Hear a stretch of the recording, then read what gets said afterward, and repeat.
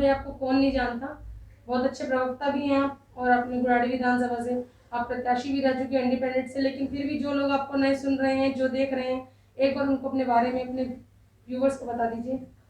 नमस्कार, मेरा नाम मनोज राय है और मैं दिल्ली में टेडी बेयर का बिजनेस करता हूँ। थोड़ा बहुत पॉलिटिक्स में भी रह लेता हूँ, दुनियादारी के बारे में भी मुझे पता होता है। और जैसे कि आप बता रही थी कि मुझे कौन नहीं जानता, ऐसी बात नहीं है। छोटा आदमी हूँ, छोटा व्यापारी हूँ, व्यापार करता हूँ। भाई मेरा पहला सवाल ये रहेगा कि जिस तरीके से आज महीना होने वाला है, 30 दिन के लगभग हो गया, हमारे जो अन्नदाता हैं, किसान भाई हैं, वो सिंधु बॉर्डर से चलकर जो उनकी यात्रा शुरू हुई थी दूर दूर से, अब बुराड़ी पर आके रुके थे, और अब तक उनकी कोई आंसर, कोई प्रतिक्रिया नहीं दिखा रहे। और जो सरकार है वो बिल्कुल भी आंखों पे चश्मा लगाकर बैठी हुई है। तो उसके ऊपर आपका क्या कहना है, बताइए भाई। मैं किसको दोषी ठहराऊँ, किसान को या सरकार को? खैर, भारत एक ऐसा देश है जो एग्रीकल्चर के ऊपर ही आधारित है, किसानों के ऊपर ही आधारित है, और एग्रीकल्चर व्यवसाय ही मोस्ट प्रायोरिटी रखता है भारत के अंदर। अब रही बात किसानों की, तो किसानों को उनका हक मिलना चाहिए। इससे मैं एग्री करता हूँ, इत्तेफाक भी रखता हूँ कि किसानों को उनका हक मिलना चाहिए। अब बात है कि ये लोग आंदोलन में कौन है, तो मैं बताना चाहता हूँ, आंदोलन में किसान नहीं है, किसान तो खेत में है।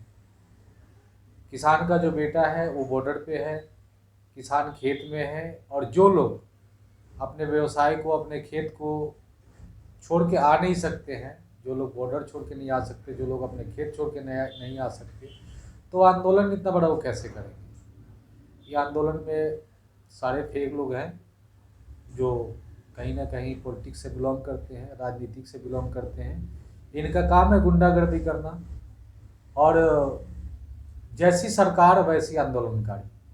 सरकार भी गुंडों की है और आंदोलनकारी भी गुंडे हैं।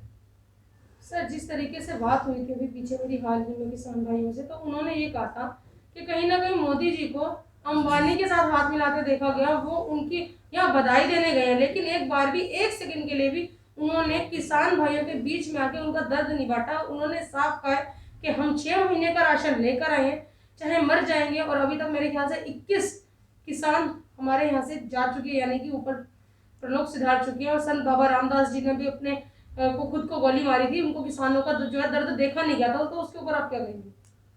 मैडम, मैं बताना चाहता हूँ, बाबा रामदास की जैसे आप बात बताएं, आत्मदाह या आत्महत्या, ये बुजदिली है। ऐसा किसी भी इंसान को नहीं करना चाहिए। भगवान ने हमें ज़िंदगी दी है, बहुत अनमोल चीज़ है ज़िंदगी। और मैं बताना चाहता हूँ कि अंबानी जी के जहाँ तक जिक्र है, तो हिंदुस्तान में इकलौते एक ऐसे उद्योगपति हैं जो चाइना, जापान, अमेरिका, जितने भी बड़े बड़े देश हैं उनको टक्कर देने वाले उद्योगपति हैं ये। और यही जो है कुछ भारत की अर्थव्यवस्था में अहम भूमिका निभाते हैं। अगर हम उनका विरोध करते हैं और चाइना को, अदर कंट्री के बिजनेसमैनों को, उद्योगपतियों को हम भारत के अंदर अगर बढ़ावा देते हैं, तो आने वाले समय में फिर भारत गुलाम हो जाएगा। अंबानी जैसे लोग हैं, और अपने हैंड में रख के अगर भारत के अर्थव्यवस्था को ठीक रखते हैं, तो शायद अंबानी का विरोध नहीं करना चाहिए। विरोध अगर करना है तो अपने नीति और नियति का विरोध करें कि किसकी नियति कैसी है, किसकी नीति कैसी है। सरकार की नीति की विरोध करें। जो धरने पर बैठे हुए हैं, जो मैंने जैसे बताया कि किसान खेत में हैं, किसान का औलाद जो है बॉर्डर पे है, जिसको फौजी कहते हैं हम, तो ये लोग विरोध नहीं करते, ये लोग धरना नहीं देते। कोई भी किसान धरना नहीं दे सकता है। उसको अगर खेती करता है, बीज डालता है, तो बीज में जब अंकुरित हो जाता है तो खेत को सुहाई, उसमें से घास निकालना, उसमें पानी डालना, उसमें खाद देना, उसके पास समय नहीं होता है आंदोलन के लिए। जो आंदोलन में लोग बैठे हुए हैं, ये निठल्ले हैं जो भारत को एक अलग दिशा देने के उस ताक में है, भारत को बदनाम करने के ताक में है। अभी हमारा भारत जो है कोरोना से उबर भी नहीं पाया है और बिजनेस ठप हुआ पड़ा था। इस बीच में कुछ आंदोलनकारी गुंडे बॉर्डर को सील कर देते हैं, और फिर जो आवागमन है, जो कनेक्टेड करता है एक दूसरे राज्य से, राष्ट्रीय राजमार्ग, उसको आप ब्लॉक करते हैं, तो उससे क्या फ़र्क पड़ता है? व्यवसाय को आप लोग डुबाने पर लगे हुए हैं, ना कि इसमें व्यवसाय कम नहीं है भारत के अंदर। चाइना की चीज़ों को ज़्यादा आप प्रायोरिटी देते हैं, चाइना की चीज़ों को ज़्यादा खरीदते हैं, और इंडिया का जो व्यवसाय है उसको प्रायोरिटी नहीं देते हैं। इंडिया का जो व्यवसाय हो रहा है उसको आप बाधित कर रहे हैं। तो ये किसान नहीं है। मैं नहीं मानता इस आंदोलन को। मैं इस आंदोलन से कोई भी इत्तेफाक नहीं रखता। किसान कभी आवाज़ नहीं उठाता, फौजी कभी आवाज़ नहीं उठाता। फौजी आपकी सुरक्षा के लिए बॉर्डर पे रहता है, किसान आपको पेट भरने के लिए खेत में रहता है। तो किसान ये नहीं है। सर, यूथ की तरफ से एक सवाल है, एज अ प्रवक्ता हैं और पॉलिटिक्स से जुड़े हुए हैं और एज अ ह्यूमन बीइंग भी है, तो मैं आपसे एक सवाल पूछूंगी कि जब जब इलेक्शंस आते हैं, इलेक्शन को कुछ ही टाइम रह गया, मे भी शायद एक साल, तो कहीं ना कहीं अब वैसे भी तो अलग अलग राज्यों में इलेक्शंस हो रहे हैं, तो इलेक्शंस के दिन में ही ऐसे टॉपिक्स क्यों आते हैं, चाहे कोरोना वायरस की महामारी बीमारी हो, या फिर अभी ये जो अभी हाथरस केस हुआ था इसकी बात करें, या फिर दामनी रेप केस की बात करें, या अभी हाल फिलहाल जो किसान मोर्चा चल रहा है, वो इलेक्शंस के दिनों में क्यों होता है? सहानुभूति के लिए या वोट्स पाने के लिए कि अलग अलग पॉलिटिकल्स मैन जाएगा और अपनी वीडियो बनाएगा और अपना उनका इलेक्शन में काम आएगी? देश में बहुत बड़े तबका बेरोजगार है, जिसको युवा कहा जाता है। देश की कुल आबादी में 45% यूथ का वर्चस्व है भारत के अंदर। और वो इतना बड़ा तबका अगर बेरोजगार है, तो अब ये मान के चलिए कि इस तबके को रोजगार अगर नहीं दे पा रही है मोदी गवर्नमेंट, तो ये मान के चलिए कि आप कैसे उनसे उम्मीद कर सकते हैं। और ऐसी ऐसी ट्रेजिडियाँ, मैं मानता हूँ कि जैसे ये हाथरस केस हुआ था, इसका मैं निंदा करता हूँ, घोर निंदा करता हूँ, और इसका ऐसा नहीं होना चाहिए। और जो ये आंदोलन होते हैं चुनाव के दौरान, ये सारी एक क्रिएटिव आंदोलन होते हैं, पॉलिटिकल क्रिएटिव आंदोलन होते हैं, सोची समझी साजिश होती है। और देश को समझिए कि एक अपने राइट्स से भटकाने की पूर्णतः प्रयास होता है। जो यूथ का राइट्स है, यूथ को बरगलाने की कोशिश किया जाता है ऐसे ऐसे आंदोलन क्रिएट करके। और यूथ का जो जो उसका मूलभूत समस्या है, उससे उसको भटकाने का कार्य किया जाता है ऐसे आंदोलन को क्रिएट करके।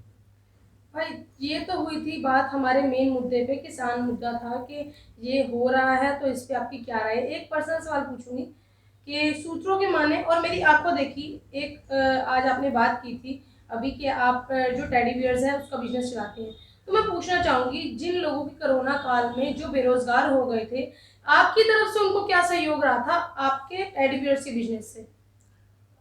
वो आपके चैनल ने उस समय रिकवर भी किया था, लोगों ने फेसबुक पर भी अपलोड किया, बहुत सारे सोशल मीडिया के माध्यम से लोगों ने जिन जिन को मदद किया उन्होंने धन्यवाद किया था।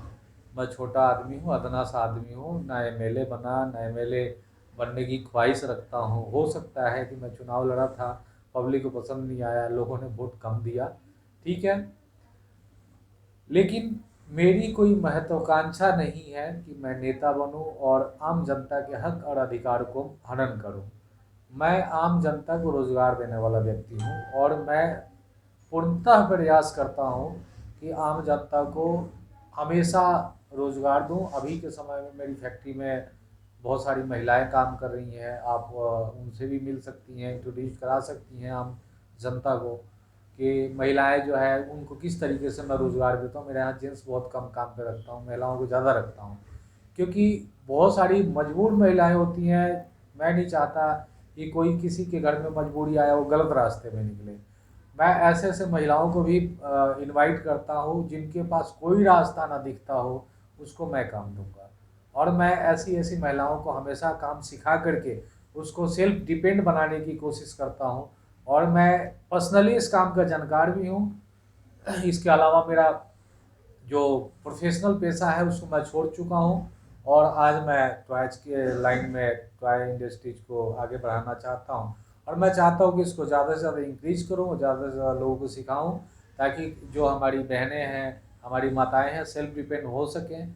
और उनको काम देना चाहता हूँ। सरकार बेशक रोज़गार दे या ना दे, सरकार से लड़के हम देंगे उनको रोज़गार। तो जो महिलाएं जो अपने आप को सक्षम नहीं मानती हैं लेकिन वो घर से बाहर निकलना चाहती है, तो अगर वो आपके साथ जुड़ती हैं तो क्या प्रोसीजर रहेगा उनका जुड़ने का? कुछ नहीं, मैंने तो बाकायदा नीचे बोर्ड लगा रखा है कि जो युवक या युवती काम सीखना चाहते हैं या उनको काम करना है, तो जैसे स्किल इंडिया भारत गवर्नमेंट कह रही है कि स्किल इंडिया के ऊपर हम ज़्यादा खर्चा कर रहे हैं। सेंट्रल गवर्नमेंट स्किल इंडिया एक मैनिफेस्टो में प्लान भी बनाया था। तो स्किल इंडिया के अनुसार अब मुझे तो नहीं लगता कि उन्होंने कोई काम दिया था लोगों को या काम दिया है। लेकिन मेरे जैसे लोग हैं अभी दिल्ली के अंदर 2-3 जगह पे मैं ऐसा काम चलाता हूँ जहाँ पे महिलाओं को काम देता हूँ। ये पर्सनल मैं यहाँ पे देखभाल करता हूँ और यहाँ पे ज़्यादा से ज़्यादा सिखाता हूँ। जब यहाँ से लोग एक्सपर्ट हो जाते हैं तो मैं दूसरी फैक्ट्री जो है मेरी है वहाँ पे उनको प्रोफेशनल जब हो जाते हैं तब शिफ्ट करता हूँ। आपकी टॉय फैक्ट्री में ऐसा कोई एक स्पेशल जो टॉय हो जिसको बच्चे बूढ़े सब बहुत पसंद करते हो, कोई एक ऐसा लेटेस्ट जो आजकल चल रहा है? बहुत सारे हैं, मैं आपको दिखाता हूँ। जैसे ये टेडी बियर हैं, बच्चे इसको ज़्यादा पसंद करते हैं, आप देख रही होंगी। जो इसका फैब्रिक है वो बिल्कुल सॉफ्ट होगा। हाँ, ये चाइना का प्रोडक्ट पहले होता था, आजकल पांडा जिसको हम हाँ बोलते हैं। पांडा बोलते हैं, आजकल हम बनाते हैं। जैसे ये कैमल्स है, आप देख रही होंगी। यानी कि अब चाइना का वर्चस्व धीरे धीरे खत्म होता हाँ, जाएगा चाइना और अब को सिर्फ हम लोग हिंदुस्तान में इंडियन चीजें ही मिलेंगी। टक्कर दे रहे हैं चाइना को। ये देख लीजिए, मैं आपको और भी चीज़ें दिखाता हूँ क्या आप दिखाने के लिए। तो आप देख लीजिए फैक्ट्री में घूम लीजिए, महिलाओं से बात कर लीजिए किस तरीके से काम हो रहा है।